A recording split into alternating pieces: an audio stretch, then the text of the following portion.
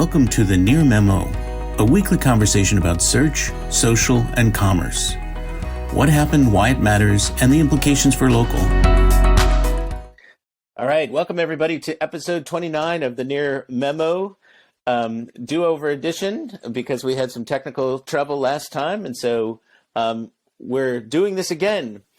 I'm Greg Sterling. I'm here with David Mem and Mike Blumenthal. As always, we talk about search, social, and commerce, top stories of the week, things that struck us and were interesting. And we've got some interesting things to talk to you about today. Facebook and the FTC, an interesting CallRail survey on small business and their attitudes toward digital marketing. And then, of course, Mary Mellis wrote a great piece this week on local food delivery, local co-op, and we'll be talking about that as well. But first, Mike, you had our lead story on Facebook and the FTC.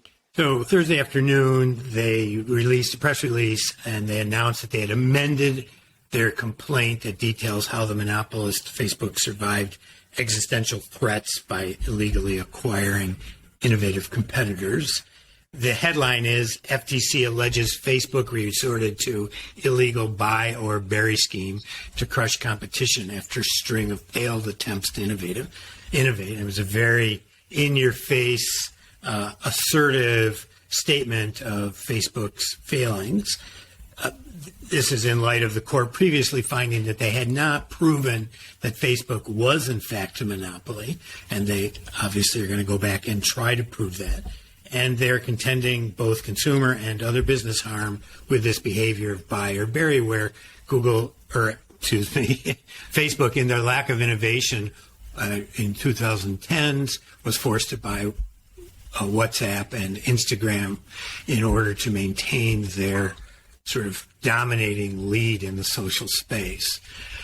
Whether they're successful or not depends on whether, I guess, the court agrees with how they define the monopoly. I know, Greg, that you read a little bit of the filing. Maybe you could sort of parse for everybody how the FTC is defining the business space that they're operating in. Yeah, so I have to disclaim my comments by saying that I'm not an antitrust lawyer, nor do I play one on TV. And but you did stay at a Holiday Inn Express once.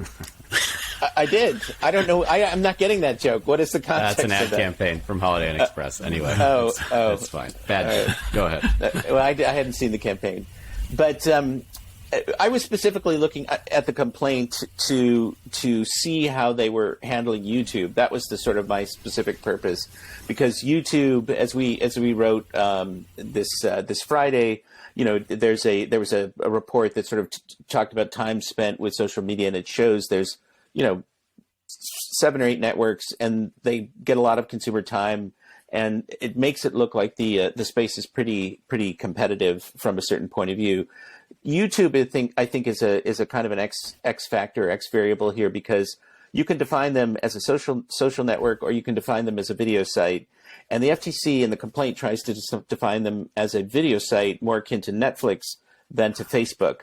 And Facebook will want to do the opposite and say, look, YouTube is this massive site. It has all this millions and millions of users, and we're competing with them. And so I think this is an issue for the court to grapple with, and how the court comes down may be impactful in terms of the deciding whether they're a monopoly or not.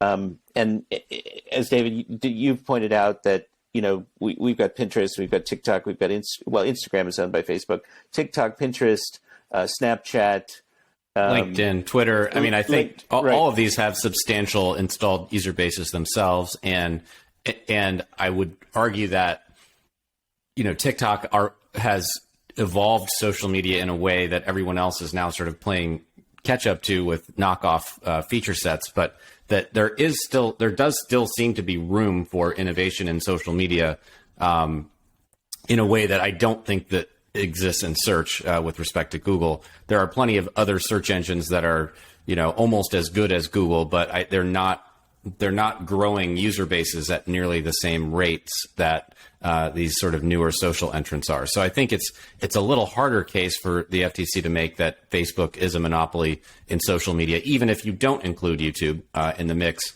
I think that the argument would be a little bit easier with respect to Google and search. That's sort of a surgical argument, though, right? Facebook has 2.9 billion monthly users globally. WhatsApp has 2.1 billion. Instagram has 1.1 billion. I mean, we're talking, a billion here, billion there. It soon adds up to a lot of usage. So it becomes very difficult to define what is monopoly. But is it a lot of eyeballs users and time? I mean, there's only 4 main oil companies too, so they all have the same number of users. Essentially 3 wireless carriers. Right. In Well, the United States. From where I sit, those are problematic industries as well. Although, I mean, there's even an argument, though, in some industries, particularly around utilities, that you do have a monopoly because it's the most efficient way to deliver electricity. You don't really only want one cable going in front of your house. You don't want 3. So you need a monopoly to do that. So there is an argument for efficiency in society that relies on monopoly. I'm not sure there's a need in society for a algorithmic-driven interest suck like Facebook. Well, I mean, what's interesting to me also is sort of the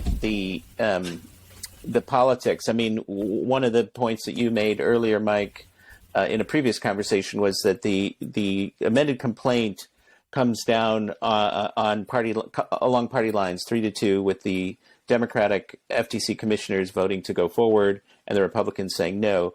This whole antitrust area has been one where is one of the few areas where there's been some agreement between Democrats and Republicans about the need for regulation, although their motivations are quite different. And I wonder if Facebook had been more aggressive in managing disinformation on its own platform, preventing all the sort of COVID disinformation, all the foreign sort of attempts to interfere with the election. If they had done a better job of content moderation, would we be seeing some of this, some of this today? We'll never know, but I mean, it's an interesting thing to sort of speculate about. Yeah, and then the final thing is that the reason that one of the Republicans dissented was because these acquisitions had previously been reviewed by the FTC and approved. And so for the FTC to go back and say we made a mistake seems like it's going to have a tough time in the court.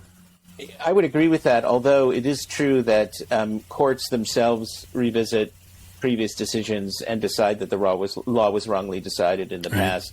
And so there is some precedent for somebody to look at a prior decision and say that was a mistaken decision. Now we want to make the right decision. But I agree that that's a pretty significant hurdle to overcome, combined with everything else that we're talking about here. Well, the FTC certainly came out with their sort of fists in front of their face, and they seem like they're very anxious to see this move forward. So we'll see what happens. It's almost an ad hominem attack against Zuckerberg. You can't innovate, so you have to buy these other companies. There's a sort of weird quality about that in my mind. Yeah. And to think that Google stepped right into that lack of innovation and built Google Plus. Yeah, well, Google has bought tons of companies. Yes, Google has bought tons of companies themselves. I mean, a lot of their core products come out of acquisitions. So their motto isn't buy and bury; it's buy or bury. It's buy and bury. Yeah, right. All right. On to the next segment. On to the next segment. Exactly. Thanks for joining David, Mike, and Greg. To stay on top of the latest developments in local, subscribe to our newsletter at nearmedia.co. We'll see you next week.